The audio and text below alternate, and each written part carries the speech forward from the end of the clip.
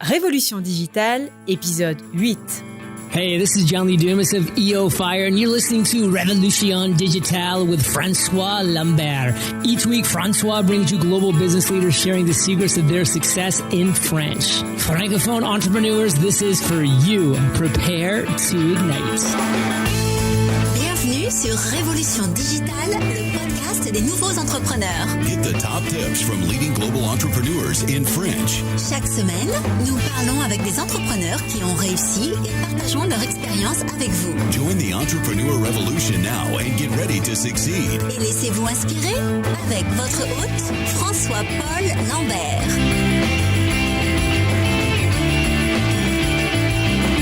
Bâtisseurs et bâtisseuses de la nouvelle économie, je vous salue. Ici François-Paul Lambert, bienvenue sur Révolution Digitale, le podcast qui vous présente en français le parcours des entrepreneurs les plus inspirants en francophonie, mais aussi dans le reste du monde. Si c'est la première fois que vous nous rejoignez, merci pour votre visite. Révolution Digitale est diffusée 2 fois par semaine, tous les mardis et les jeudis, et les comptes rendus de tous les épisodes sont disponibles sur notre site web révolutiondigitale.fr. Restez avec nous et n'oubliez pas d'ajouter le podcast à votre liste iTunes ou votre flux RSS préféré. Vous pouvez aussi nous suivre sur Twitter, Instagram et Facebook. Vous trouverez tous les liens dans les comptes rendus de l'épisode sur notre site internet. Vous êtes la tribu digitale. Alors sans plus attendre, let's get inspired.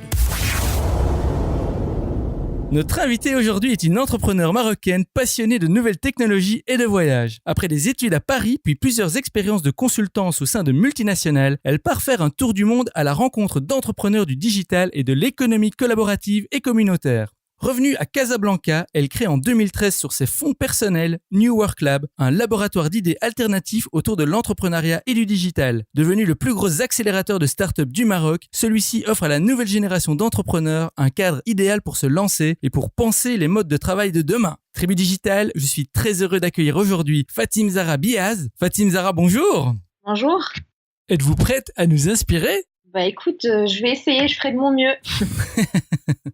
Alors, Fatim Zahra, je viens de donner un petit résumé de qui vous êtes à la Tribu Digitale. Voulez-vous y rajouter quelque chose et est-ce que vous pouvez nous donner un petit aperçu de votre vie personnelle ? Yes, moi j'ai grandi au Maroc, puis je suis partie vivre en France après mes 18 ans à l'obtention de mon bac. Je suis franco-marocaine et après donc l'aventure dont tu parlais, mon tour du monde, je suis rentrée à Paris en fait pour entreprendre. J'avais jamais pensé entreprendre avant de me lancer dans ce tour du monde-là.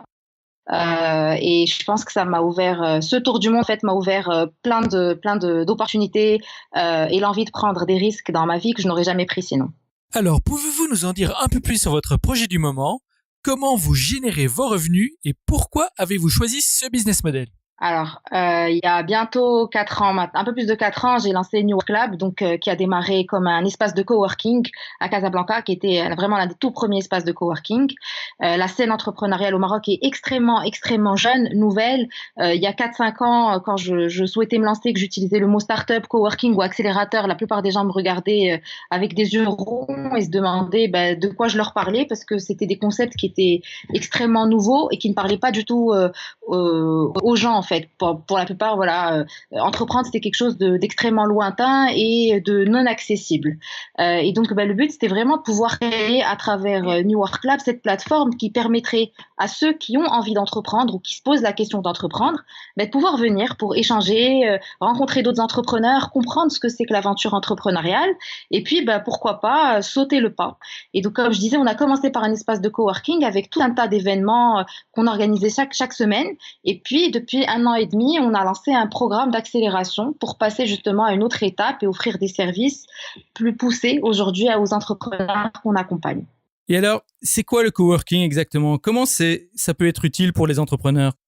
Alors, coworking, c'est un concept que j'ai découvert il y a 5 ans à Paris, 5-6 ans à Paris.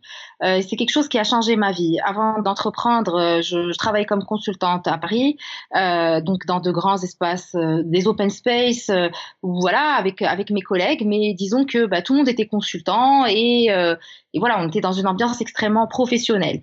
L'espace de coworking a ouvert de nouvelles portes pour moi, parce que quand j'allais dans ces espaces-là, c'est des espaces qui regroupent des entrepreneurs, des développeurs, des infographistes, des juristes parfois, des comptables. Enfin, il y a vraiment des gens qui viennent d'univers extrêmement différents. Et c'est le fait de faire se croiser dans un espace des gens qui, a priori, ne se seraient peut-être pas croisés dans la vie de tous les jours, qui créent une espèce de magie, et ce qu'on appelle la serendipity, et donc qui provoque des heureux hasards. Et donc, ça vous permet de trouver sur place des gens avec lesquels vous pouvez collaborer, qui peuvent devenir vos cofondateurs, vos partenaires, vos fournisseurs, vos clients. Et donc, voilà, c'est des espaces pour moi de collaboration et de partage qui sont nécessaires dans une ville aujourd'hui au XXIe siècle. Tribu Digital, gardons ça à l'esprit. Nous allons maintenant explorer le parcours entrepreneurial de Fatim Zahra, son aventure en tant qu'entrepreneur. Alors, Fatim Zahra, commençons par cette question. Nous l'appelons l'appel à l'aventure. Quand avez-vous su au fond de vous que vous vouliez devenir entrepreneur? Qu'est-ce qui vous a retenu si vous n'êtes pas lancé tout de suite? En fait, pour moi, entreprendre, c'était le déclic s'est fait au moment où j'ai décidé d'arrêter, de partir en tour du monde, de quitter ma situation confortable de salarié et de partir à l'aventure en laissant derrière moi mon appart, mes amis, ma vie bien tranquille. Et ça a été le premier déclic pour moi par rapport à la prise de risque et qui me faisait terriblement peur. Et donc en fait j'ai compris que prendre des risques, on n'en meurt pas quoi. C'est quelque chose du moment que les risques sont mesurés, c'est quelque chose qui permet de vous transformer. Et donc à la fin de mon aventure, à la fin de mon voyage, en fait, avant de partir en tour du monde, j'avais rencontré une RH qui m'avait dit que si je partais en voyage, je ne retrouverais plus jamais d'emploi en France parce que j'aurais eu un trou dans mon CV de 9 mois et que ça ne se faisait pas. Et donc, à mon retour de voyage, comme j'avais plus du tout envie de faire mon CV ou de justifier pourquoi j'étais partie en voyage, je me suis dit que l'alternative serait peut-être de créer mon entreprise. Et donc, c'est comme ça que l'envie d'entreprendre est venue. Je voulais pas avoir à justifier mon choix de voyage. Alors, vous avez pris des risques, vous êtes sûrement aussi passé par des moments difficiles. Alors, Fatim Zahra, parlez-nous un peu de votre pire moment en tant qu'entrepreneur. Alors, on parle souvent de l'échec chez les entrepreneurs. Chez les Américains, l'échec est plutôt vu comme un moteur de la réussite. Alors, est-ce que vous êtes d'accord avec ça? Et racontez-nous quel a été votre pire moment en tant qu'entrepreneur. Alors, des pires moments, il y en a plein. Ce que j'aime avec l'entrepreneuriat, c'est, on a des moments exceptionnels, c'est des moments vraiment hyper forts où beaucoup de plaisir, d'apprentissage, d'aventure et en même temps des moments qui peuvent être durs.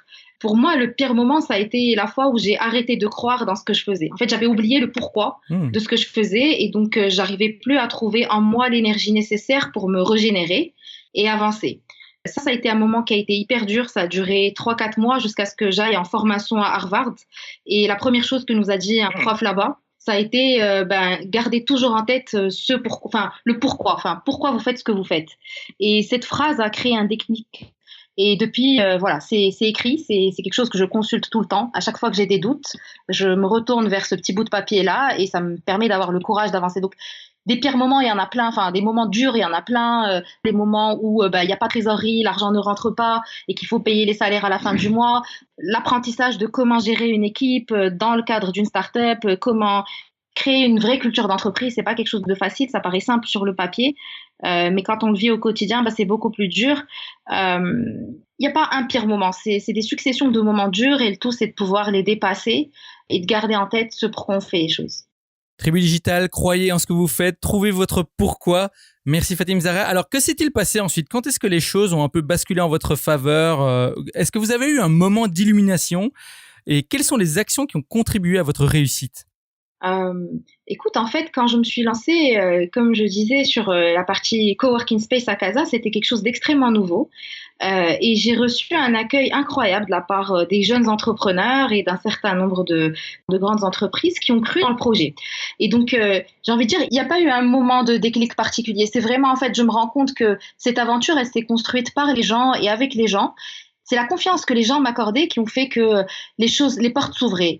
Et ce que j'en apprends, c'est pas un moment d'illumination, c'est vraiment d'être tout le temps dans le donner avant de recevoir, être dans le donner sans rien attendre en fait de personne. Et en fait, c'est semer des graines, les arroser et puis attendre qu'elles grandissent. Donc, un moment d'illumination, non, c'est une succession de petits succès qu'il faut célébrer. Parfois, on oublie de célébrer ces succès. On est la tête dans le guidon, on ne voit pas tout ce qu'on réalise. Et donc, c'est une succession de moments qu'on vit parfois tous les jours. Puis avoir une journée avec 2 nouvelles catastrophiques qui vous donnent envie de pleurer, et puis en même temps des nouvelles juste incroyables. Et puis voilà, mon moment d'illumination, ça serait peut-être ça. J'ai eu une journée où, dans la même journée, j'ai reçu 4 coups de fil 2 m'ont fait pleurer et 2 ont complètement changé ma vie parce qu'ils m'ont ouvert des opportunités que j'aurais jamais eues, dont justement mon voyage à Harvard et 6 mois plus tard un partenariat. Et donc, ça veut dire que dans une même journée d'entrepreneur, on peut vivre des choses hyper dures et en même temps des choses qui peuvent faire basculer votre vie vers le meilleur. Le tout, c'est de continuer à y croire. Alors, Fatim Zahra, si vous pouviez résumer là où les leçons que vous avez retirées de cette expérience, quelles seraient-elles? Je veux dire, en quelques mots, que pensez-vous que la tribu digitale doive retenir comme leçon de votre expérience? Pour moi, c'est vraiment croire en soi et c'est croire en soi en fait. C'est si vous avez un rêve, si vous avez un rêve et que vous y tenez vraiment, ça vaut le coup d'essayer. Je pense que on fait plus assez confiance à son instinct. Mon tour du monde m'a permis de me reconnecter avec mon instinct et d'apprendre à le suivre et à l'écouter particulièrement. Donc, pour moi, c'est peut-être écouter cette voix intérieure qui sait peut-être ce que vous êtes censé faire, lui laisser sa place et travailler pour. C'est pas juste une question d'écouter son instinct, c'est écouter et puis travailler pour pouvoir construire son rêve. Et il y a plein de gens qui vous diront que c'est pas possible, que c'est pas faisable, que rien ne marchera. C'est pas forcément vrai. Donc, il faut continuer à écouter votre voix et construire votre propre chemin. Tribu Digitale, tout est possible. Croyez en vous, écoutez votre instinct et surtout tentez vos rêves. Et surtout, travaillez parce que c'est une chose d'avoir des rêves, mais il faut travailler si tout est possible et que vous travaillez vers vos rêves, vous les accomplirez. Ok, Fatim Zahra, nous sommes maintenant arrivés à la partie des questions flash. Alors ici, je vous pose une série de questions en rafale et vous me répondez en allant à l'essentiel. Est-ce que vous êtes prête? Yes. Alors, quelle est votre définition du succès? Pour moi, la définition du succès, c'est être meilleur chaque jour. C'est grandir tous les jours, voilà. À quoi ressemble votre journée type? Alors, j'ai pas de journée type. Toutes mes journées sont différentes, donc j'en ai pas. Vous vous levez tôt, plutôt tard? Vraiment, ça dépend. En fait, je suis beaucoup mon corps. Quand j'ai besoin de dormir, je dors. Quand il faut se lever parce qu'il y a plein de trucs, je le fais.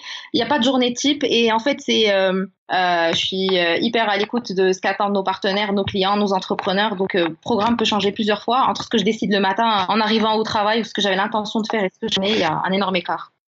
Alors, si vous deviez recommander un livre pratique, quel serait-il et pourquoi? Alors, le livre qui m'a le plus marqué s'appelle Delivering Happiness. Je crois que c'est l'entreprise du bonheur, qui a été écrit par le fondateur de Zappos. Et c'est un livre exceptionnel qui m'a fait découvrir le monde de l'entrepreneuriat et que je recommande à tout le monde. Quel outil ou appli, productivité ou autre, utilisez-vous régulièrement? Yes, surtout Facebook en fait. C'est mon principal outil de communication aujourd'hui. Donc, du coup, c'est le truc où je suis toute la journée, tout le temps en permanence. Est-ce que vous avez un petit truc, un petit conseil à donner à notre audience, à la tribu digitale sur Facebook? Alors Facebook, on n'a pas le même usage au Maroc qu'en France ou en Europe. Ici, c'est vraiment l'outil, la principale fenêtre de communication qu'on peut avoir avec un public. Donc, n'hésitez pas à l'exploiter parce que c'est incroyable tout ce que ça permet de faire. C'est super parce que ça vous permet je vais dire des trucs hyper banals, mais ça vous permet d'atteindre plein de monde et moi, c'est l'outil de travail indispensable. Qu'est-ce qui vous inspire ou vous passionne en ce moment? Quels sont les domaines qui vous paraissent prometteurs? En ce moment, en fait, je suis plus focalisée sur moi que sur mon travail. Donc, du coup, en ce moment, je vais dire plutôt peinture et équitation. 2 choses que je viens tout juste de démarrer. Donc, je m'éclate en découvrant ces 2 domaines. C'est le fait de créer d'autres activités autour du travail, parce que le travail, c'est pas tout. Et donc, créer d'autres activités qui me permettent de créer des zones d'air et des moments de connexion avec la nature. Alors, la dernière question, c'est la question back in time. C'est ma préférée. Imaginons que vous ayez l'opportunité de remonter le temps et vous vous retrouvez face à votre vous de 18 ans. Vous n'avez que 5 minutes avant que le portail temporel ne vous ramène au présent. Avec l'expérience que vous avez maintenant, que vous diriez-vous? D'un point de vue pratique, quel plan ou conseil précis donneriez-vous à votre jeune alter ego pour réussir et qui n'implique pas d'acheter des billets de loto, des paris sportifs ou d'investir en bourse? Ça serait trop facile. Écoute, si je revenais dans le temps, je me dirais ne change rien en vérité parce que je pense qu'on se construit par ce parcours. Chacune de mes erreurs, si j'avais pas fait ces erreurs-là, je me serais pas construite de cette façon-là. Je suis quelqu'un d'hyper têtu, donc même si je m'étais conseillée, je pense que je ne serais pas écoutée. Donc du coup, c'est suit ta propre voix en fait, suit ta voix intérieure. Tribu Digitale, suivez votre voix intérieure, faites vos erreurs, apprenez de ces erreurs. Fatim Zahra, merci. Nous sommes maintenant arrivés à la fin de l'épisode. Merci d'avoir partagé généreusement toutes ces informations avec nous. Alors, Tribu Digital, j'espère que vous avez bien pris note. Je sais qu'il y en a parmi vous qui hésitent encore à se lancer et j'espère que l'aventure de Fatim Zahra vous inspirera à faire le grand saut. Alors, à ce titre, Fatim Zahra, pour le mot de la fin, que diriez-vous à nos auditeurs de la Tribu Digital qui hésitent encore à se lancer ou qui se sentent bloqués? Si vous aviez un seul conseil à leur donner, quel serait-il? Je leur dirais d'aller dans des espaces de coworking ou des accélérateurs pour aller à la rencontre d'entrepreneurs qui pourront les inspirer, écouter des podcasts comme celui-là, lire des livres, en fait, devenir curieux par rapport à leur domaine. Et de toute façon, ils n'auront jamais la bonne réponse. À un moment, il faut juste se lancer. Tribu Digital, soyez curieux, ne restez pas dans votre coin, allez à la rencontre des entrepreneurs dans un espace de coworking comme New Work Lab.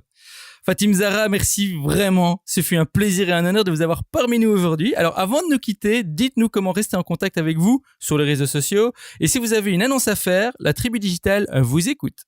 Merci. Alors, pour me contacter, c'est assez simple. Comme je disais tout à l'heure, sur Facebook, Fatim Zahra Biaz, sur LinkedIn aussi. Je suis assez présente, donc vous pouvez m'envoyer un message à n'importe quel moment. Je serai ravie de reprendre contact avec vous.